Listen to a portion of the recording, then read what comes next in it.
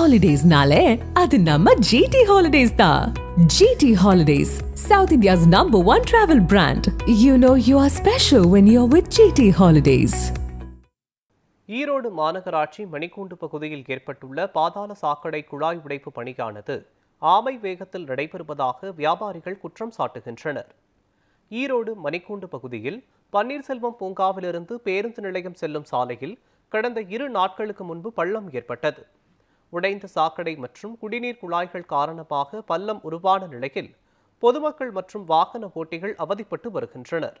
சீரமைப்பு பணிகள் மெதுவாக நடைபெறுவதால் தீபாவளி கால வியாபாரம் முற்றிலுமாக பாதிக்கப்பட்டுள்ளதாக வியாபாரிகள் தெரிவித்தனர். போய் எங்களுக்கு வியாபாரம்லாம் போச்சு, வியாபாரம் இல்லாம உட்காந்துருக்கிறோம். தீபாவளி நோம்பு சமயம் நாங்கள் என்ன பண்றது, எது வச்சு பிழைக்கிறது? வாங்கின பொருள் எல்லாம் என்ன பண்றது? 10,000 ரூபாய் சரக்கு போட்டிருக்கு. 10,000 ரூபாய் சரக்கு யாரு காசு தர்றது? கவர்மெண்ட் பொறுப்பேற்றுக்குமா? கவர்மெண்ட் ரோட்ல தான் போட்டிருக்கோம், இல்லைன்னு சொல்லல. எங்களுக்கு பொழப்பாதான் வியாபாரம் இல்லை, எல்லாமே போயிடுச்சு. போட்ட சரக்கெல்லாம் அப்படி அப்படியே கிடக்குது. மணிகுண்டு ரோட்டில் கடை வச்சுருக்கோம். இங்கே பனி வேலை நடக்கிறதுனால கொஞ்சம் வியாபாரமே ரொம்ப ஸ்லோவாக இருக்குது.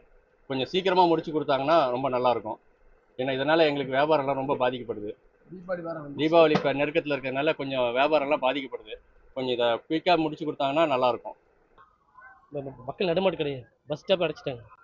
மக்கள் வந்து வரதுக்கு வியாபாரம் எல்லா கடைக்கு அடி யாரும் கிடையாது. 4 நாள் சும்மா தான் இருக்கிறாங்க. அது கொஞ்சம் இடம் இல்லை, ஃபுல்லாக இது பண்ணிட்டு இருக்கிறாங்க. 4 நாள் ஆயிடுச்சு.